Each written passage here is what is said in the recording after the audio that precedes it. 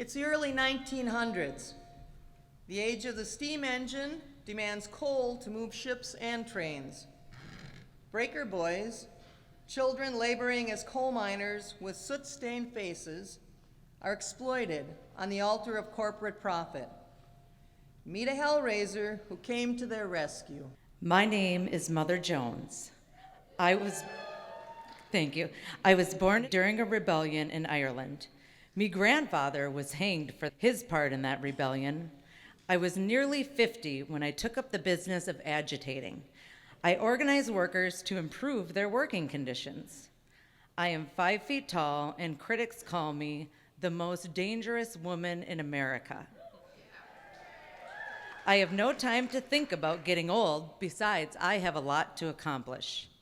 I live in the United States, but I don't know where exactly. My address is wherever there is a fight against oppression. My address is like my shoes. It travels with me. I abide where there is a fight against wrong.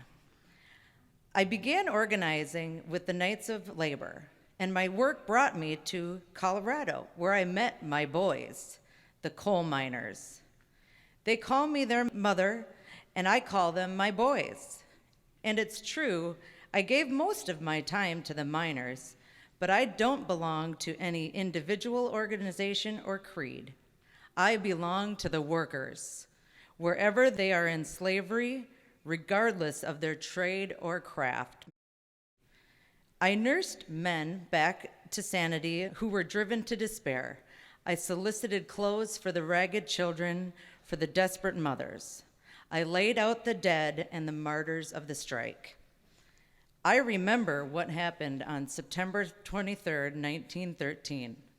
The strike began and lasted 15 months. I was 83 years old then, but fought alongside the miners. What would the coal in the mines be worth if you did not work to take it out?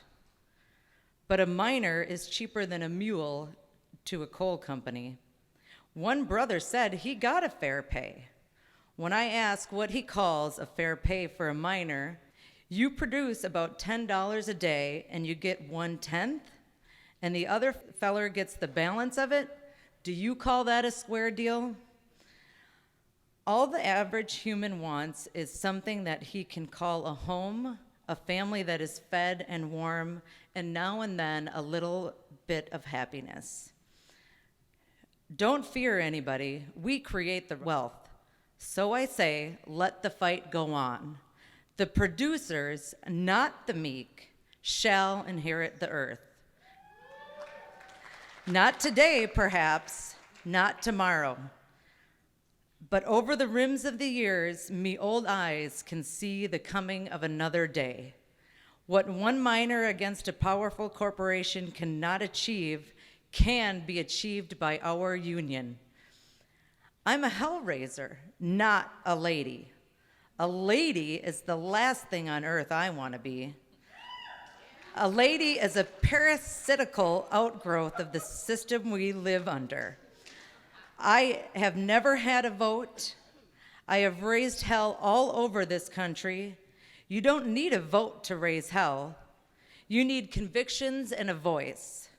I belong to a class that has been exploited, robbed, and plundered for centuries. And because I belong to that class, I have an impulse to go and help break the chains.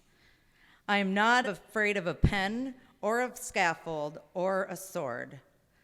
I will speak the truth wherever I please. If they want to hang me, let them. And then on the scaffold, I will shout, "Freedom for the working class." I was arrested 5 times.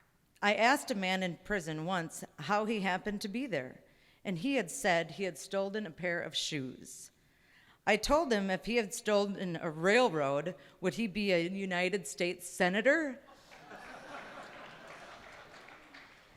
Someday, the workers will take possession of City Hall, and when we do, no child will be sacrificed on the altar for profit. My friends, it is the solidarity of labor we want. We do not want to find fault in each other, but to solidify our forces and say to each other, we must be together. Our masters are joined together, and we must do the same thing. I am Mother Jones. The government can't take my life. You can't take my arm, but you can take my suitcase. Brothers and sisters, let's pray for the dead and fight like hell for the living.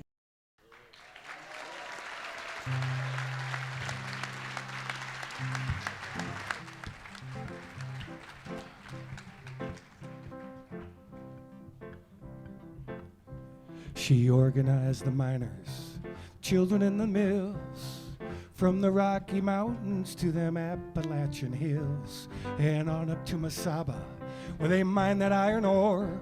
She fought for a world where there would be no poor, and she lived to be 100. And she rode that Union train where the porters and the brakemen would turn to her and say, we love you, Mother Jones. We love you, Mother Jones. In the heart of the people, she would find a home. Can you repeat after me here?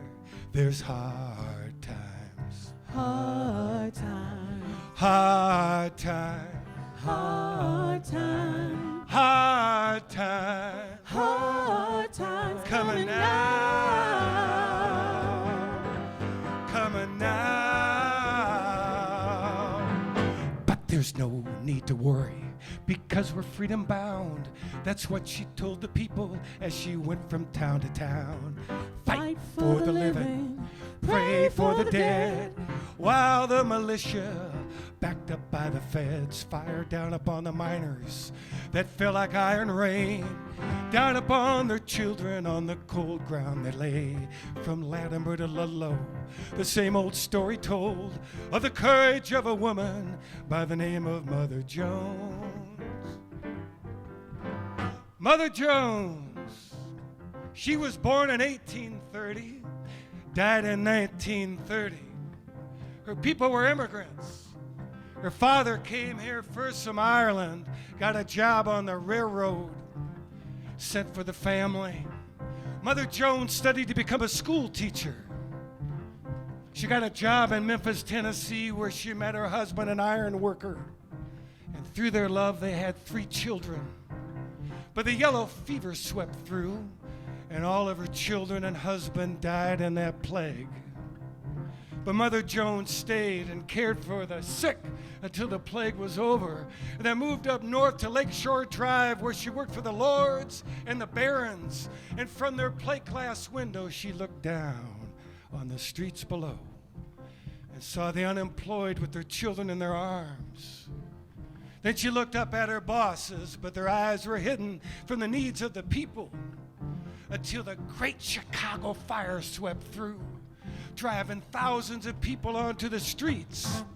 And that's where Mother Jones listened to the Knights of Labor speak of a day when there'd be no more poor, of a day when people got sick, there'd be doctors for them, of a day when people needed work, there'd be jobs for them, of a day when people needed homes, there'd be homes for them.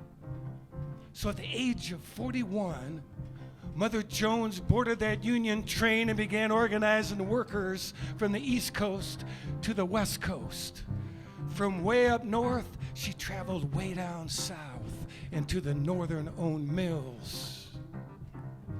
And she would travel light with her clothing and a shawl, while she went marching for that child labor law. From Birmingham to Kensington, the mill trial crusade. Into New York City to the bankers, she did say, take a look at these children who work inside your mills. Take a look at their fingers caught in your spinning wheels. Take a look at yourself. Tell me, how does it feel to stand before the children of the mills? We love you, Mother Jones, and we love you, Mother Jones. We love you, Mother Jones. In the heart of the people, she can find a home. But as I look around today, I'm seeing folks like you pulling together for the common good of each other, for generations to come. When I see people organizing, striking like the nurses. I don't see hard times coming, but good times. Good times. Good times. Good times. Good times. Good times. Coming now.